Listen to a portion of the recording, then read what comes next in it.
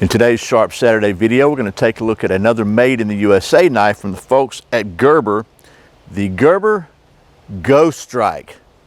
Should I say Ghoststrike, strike. Anyway, that's what's coming up next here on Survival on Purpose.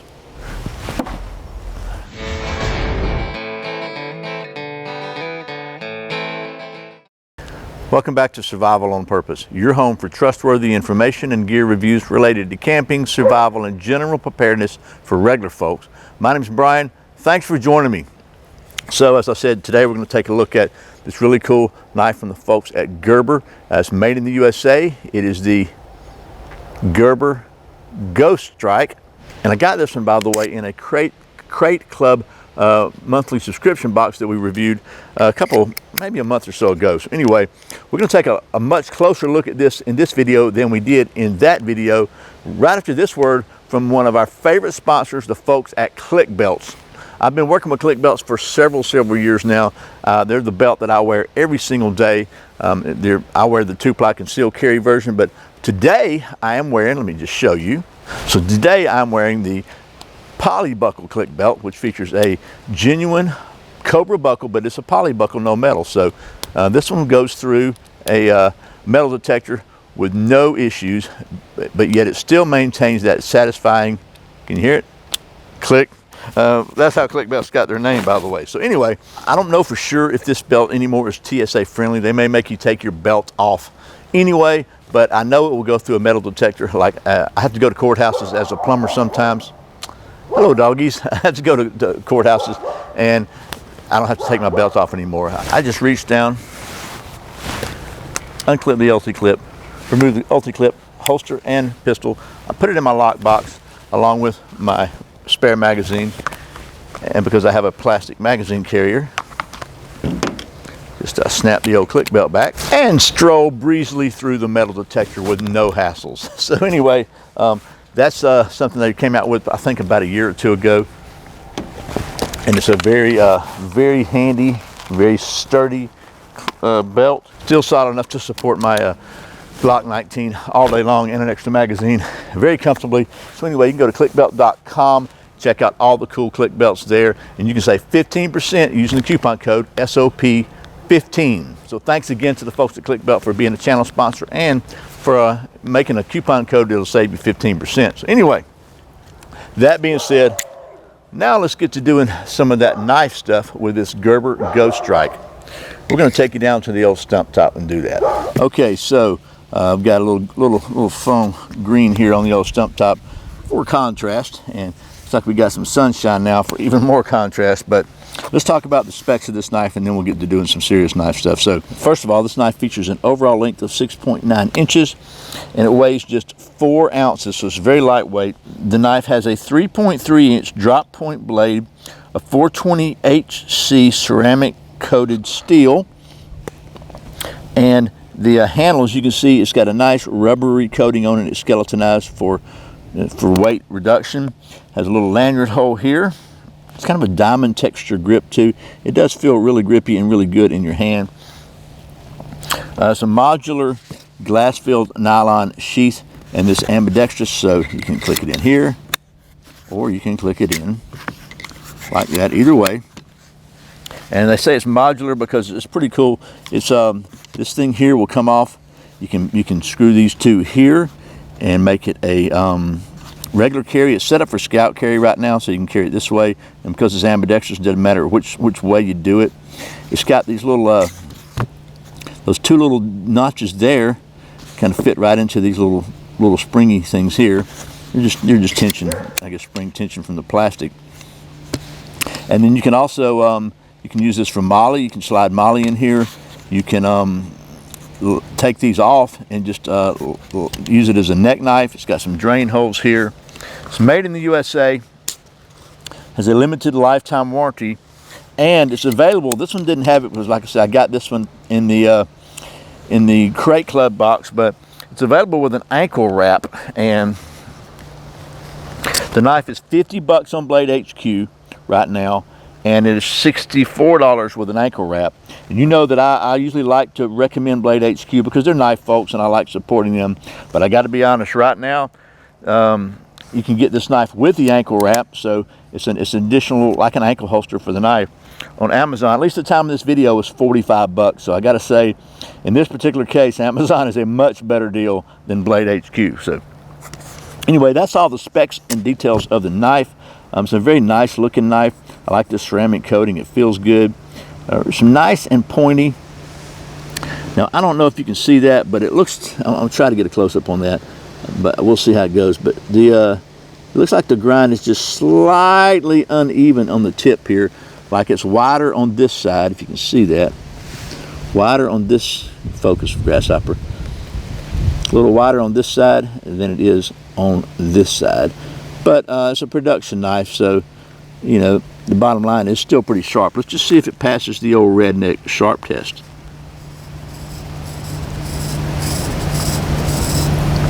So really not quite. Not quite. Maybe the very end there does a little bit. But not quite razor sharp there. So, but it's pretty sharp. So anyway, let's just see how it does on some wood and stuff. Now, this is not a bushcraft knife. This is more of just a utility knife, maybe even a self-defense knife. It's got this cool little looking back on it. But we're going to put it through the standard knife testing we do here at Survival on Purpose, including the scientific portion of our testing, in a few minutes. Chuck Norris can dribble a bowling ball. Okay, so here we are down at the old stump top, and I just split some wood here with the camera off, because, you know, that's trained professional and all that. So we'll take another piece of this wood that's how about this one? It's been laying on the ground. It's been raining here for a few days now, and we'll just split us out some of this and see if we can get some way where we can have us a little bit of a fire here, you know what I mean? And this is that privet, hard privet. Just went through a little knot here, no issues. And this is about the biggest I would want to try to baton with this little knife. But I am going to baton with it for a couple reasons. First of all, because I like batoning with it.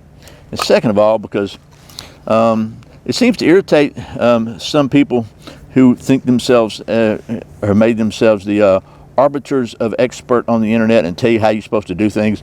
And those are the kind of people I like to irritate, because I guess I've never really grown out of that 14-year-old mindset. So anyway, there's that one, and we'll split one more out of here just for fun.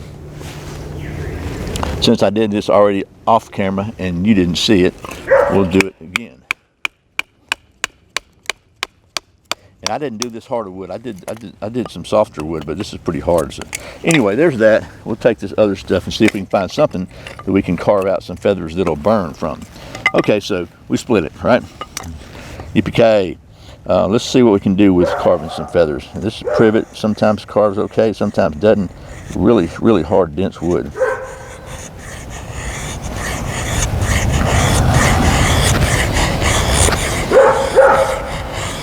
But it seems to be doing okay. You know, I just try to do the standard test that I do for all knives. And just kind of, this is what I do. If you want to see something different, you probably need to watch somebody else. Just being honest with you, being real. So I will say this. You put your thumb back here, you get a pretty good bit of control, but the spine feels pretty sharp. So that could be a good thing in some ways. It's a good thing for maybe striking a fire with a ferro rod. Maybe not a good thing for carving up and choking up. There's a little bit of that little dip there that catches the side, engages these little notches on the sheath here. It's also it's a little uncomfortable on the old thumb for this kind of work. Now maybe the knife's not designed for this kind of work. Let's try a little thinner piece maybe. See if we can get some little bitty fine curl. Oh yeah, see, that's working right there. Get some nice little fine curls out there.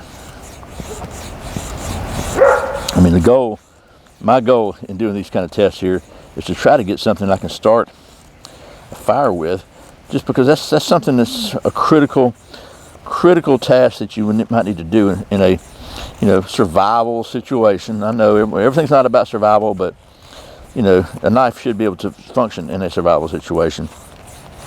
But if you can find enough curls to start with regular wood, because maybe you don't have any of that wonderful, you know, lovely, perfect God's creation of fat wood. So maybe you need to just carve yourself off some tiny curls that will catch a spark better. And the reason you want them small is because the smaller they are, the less mass they have, the less heat and energy it takes to make them burst into lovely flames. So we're going to carve a little bit more here, and then we're going to call this puppy ready to try. So there's that. Now, just because I do happen to have some of God's golden goodness here, the fat wood, we're gonna carve a little, just because, but we're gonna maybe try not to use it initially, at least on our fire.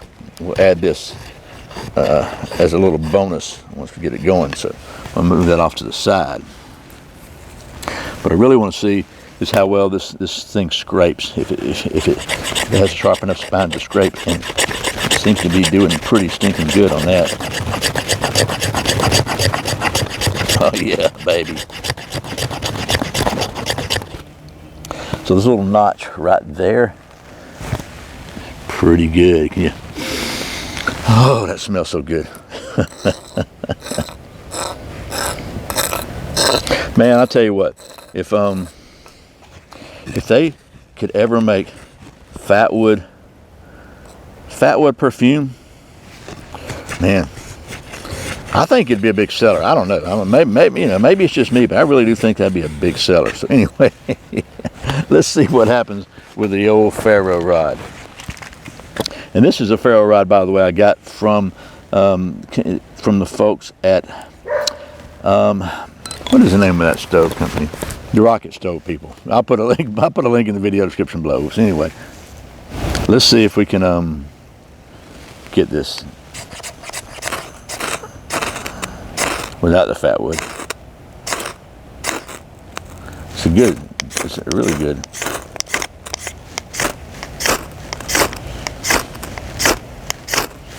It's a really good ferro rod.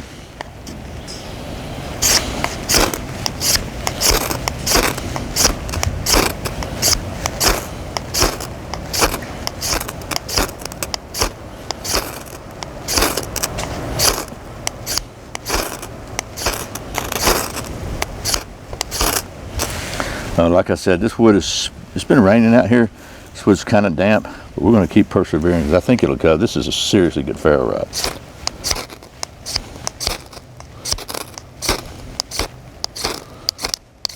Okay, we're going to do it Brian's way.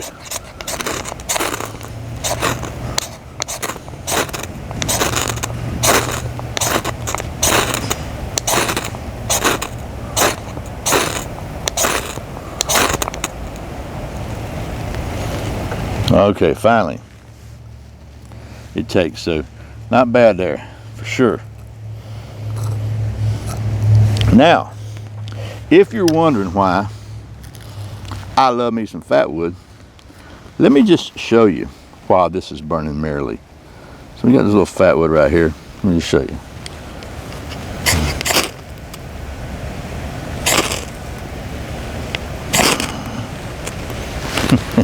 You see how much easier that is? So if you can get you some fat wood, I highly recommend it. Okay, so that was some of the practical testing of the Gerber Ghoststrike, and I was pleasantly surprised, by the way, to see that the spine was sharp enough to not only scrape fat wood, but to scrape the ferro rod very well. And it definitely is a little uncomfortable. You push cutting like that. You can get your hand a little further forward. It's not too bad, but it did a pretty good job of carving. Like I said, the edge could take just a little bit of work, but it's not too bad. But it's not as razor sharp as I would like to see a knife from the factory, to be honest with you. But the handle itself is really comfortable. Feels really great, kind of grippy, very grippy. I like this multi-purpose sheath. But all that stuff's great. But as you know, here at Survival on Purpose, we're all about the science. And To that end, we maintain a state-of-the-art, cutting-edge knife testing facility. One of the tests we always like to put all our fixed blades through, as you know, is a balance test using the old balance, orientation, and rotation device, which, by the way, I still haven't renewed. I've got to renew this thing really soon, but right now we're going to continue using what we got, and we're going to put this thing through the balance, orientation, and rotation device testing. Check the balance. It looks like it's balanced about right here, but this is always a challenge for me with these lighter, smaller knives. So let's just see how well this thing is actually balanced scientifically.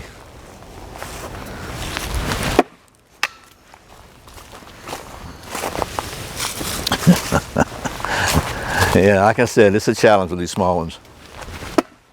Maybe a no spin. From 6 feet, it's not too hard, huh?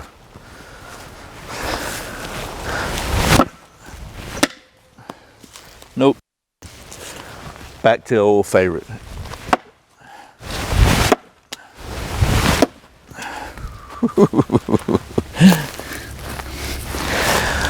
Bounce back can get you. Okay.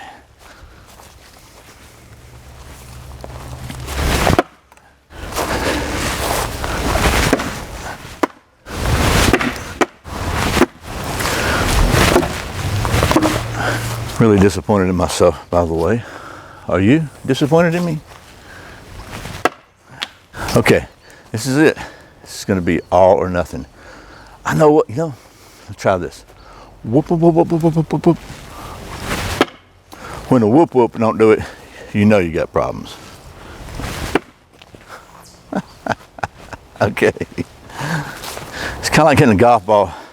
Every now and then, it just works, and you don't even know why. Okay. Seriously, this is the last time. Good or not. Whoop, whoop, whoop, whoop, whoop, whoop.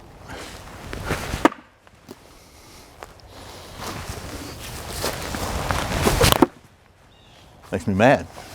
Okay, I'm done. So we're gonna call this one UTB, unable to balance, because you don't want to be here all afternoon watching me bounce this knife around Survival on Purpose Worldwide headquarters. So anyway, all in all, whether I could balance it or not, I like this little knife. It just plain feels good in my hand. I like the size of it. I think it'd make a great neck knife or a great little survival kit knife, because what I like about it, it's very, very small and lightweight. Doesn't take up a lot of room, but it's functional. For skinning small game, for starting fires, for doing carving, for doing all sorts of basic knife tasks. You're not going to chop wood with it, but for all that other stuff, this could be a good knife for you. And I like the fact it's made in the USA. I also like the concept of the ankle holster on this knife. It's just a good way to have a boot knife or an ankle knife, or just all kinds of, wherever you need a cool little very, very, very concealable knife. So that's the Gerber Ghoststrike. I hope this has been helpful. Again, don't forget to check out the folks at Click Belt and use the coupon code SOP15 to get your very own really, really cool belt. And by the way, I have to tell you this, if you want to support the channel financially, you can go to patreon.com/survivalonpurpose and check it out over there. I really appreciate the support. Once again, my name is Brian. You're watching Survival on Purpose. Remember, survival's not an accident, so be prepared. I'll see you next time.